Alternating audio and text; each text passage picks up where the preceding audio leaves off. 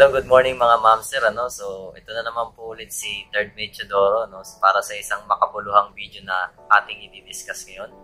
So, ang ating topic ngayong araw na ito is port documents, port documentation na kadalasang hinihingi kay third officer. So, syempre, as a third officer, it is your duty na i-assist si Kapitan to prepare the port documents upon arriving the port. So, ito yung mga example na ibibigay ko. Isa lang to sa mga examples na piniprepare ni Third Mate ng mga port documents. So, ipa-flash ko sa screen itong email na ito. So, ngayon, itong mga port documents na to ay depende sa hinihingi ng agent.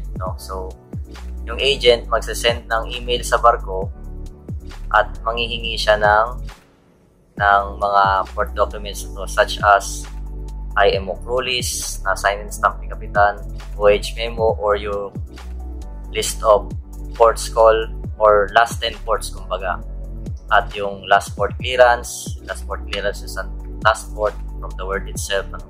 So next is yung vaccination list. So doon nakalagay yung mga yellow fever ng mga crew, expiration date, etc. So next yung narcotics list, dun kay kay Kapitan or kay second mate. Next yung meal list or passenger list, dun nakalagay kung meron kayong kino-confirm lang na wala kayong passenger, stowaway, plants and animals, at arms and ammunition. So yun yung tinatawag na meal list. So at meal list or passenger list, ganun lang din, isa lang din. So next is yung Maritime Declaration of Health, diba? Sa email na to, yun yung hinihingi. COVID-19 vaccination list. So, yun, babasahin nyo lang yung email na binigay sa inyo ni agent. So, kadalasan yan, si agent magpapadala kay Kapitan email, tapos si Kapitan i-relay niya kay Third Mate yung hinihingi ng agent para dun muna siya tutulungan dun sa iba. So, itong pinost ko na picture na ito, hindi pa kasama dito yung ating mga ship certificate at yung iba pang port documents such as stowage plan, etc. So, i-discuss lang natin dito yung yung kadalasang piniprepare ni Third Mate sa port documentation. So, sa barko, meron tayong tinatawag na updater. Dun sa updater na yun, nandun na halos lahat ng mga port documents na hinihingi ay nandun na. So, kailangan Excel file yun. So, isa sa basic na skill na dapat matutunan ng isang third officer is yung Excel. Hindi mo kailangan maging expert, kahit yung mga basic lang dapat mong malaman. Yung pag-ayos ng formula. Kasi yung updater na yun, naka-formula yun kadalasan. So, sa inyo ba naka-formula din mga ma'am sir? So, comment down below naman kung naka-formula. So, dun sa updater, nandun na halos lahat tulad ng crew list arrival, crew list departure, crew list with joining date or joining port and date. Tapos, minsan, meron pa siyang crew list joining port date with temperature. Kasi nga sa pandemic, ganyan. Tapos, last 10 ports, meron naman nangihingi din ng last 5 ports, nandun rin yan.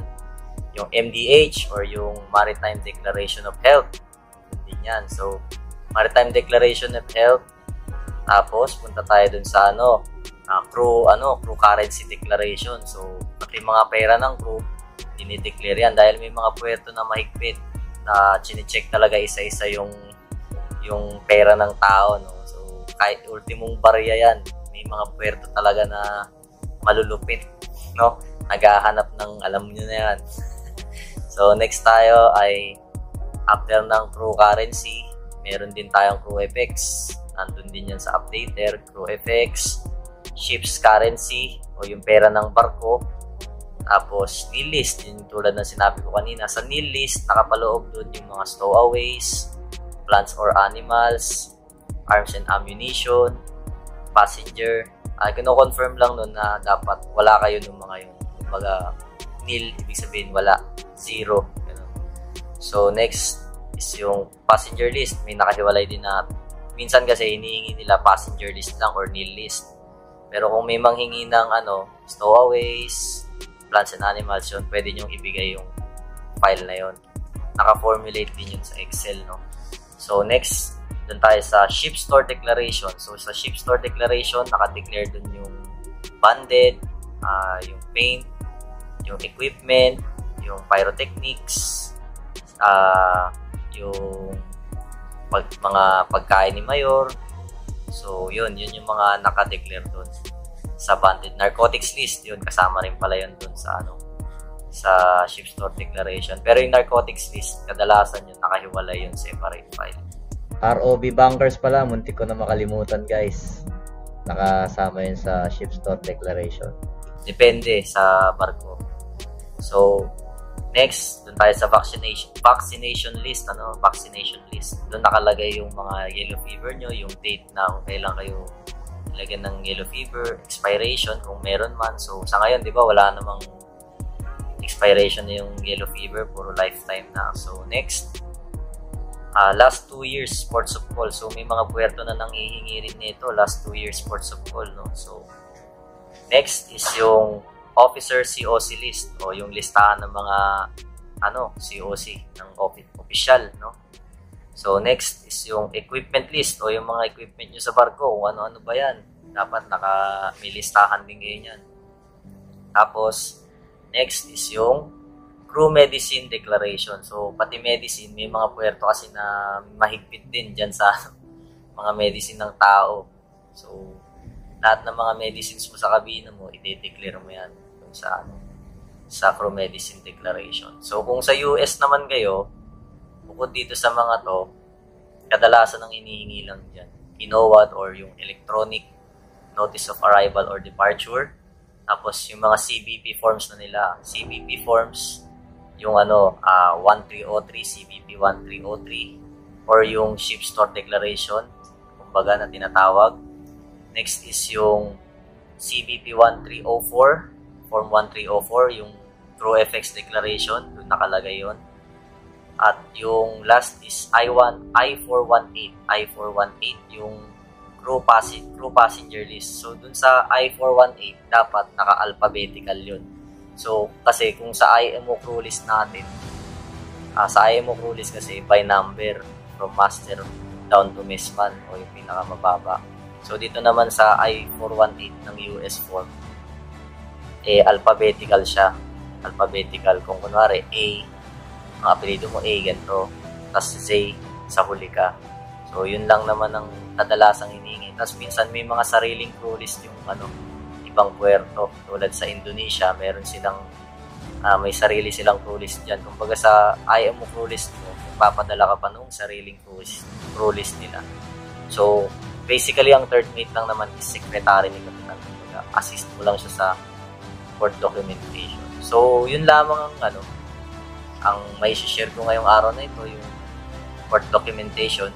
So, syempre, as third mate, kailangan i-prepare mo yan kasi i-present nyo yan dun sa Baga, magsisend muna kayo sa email ng prepare nyo. Tapos pagdating dun sa puerto, isasubmit nyo yan sa mga port authorities. So, tutulungan mo dun si Kapitan.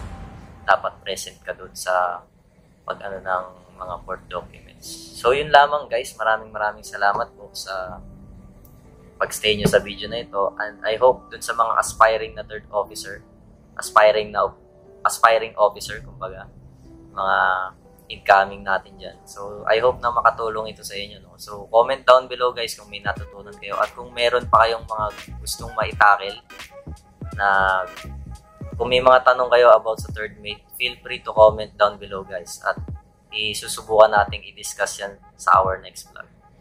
So, thank you guys. Yun lamang.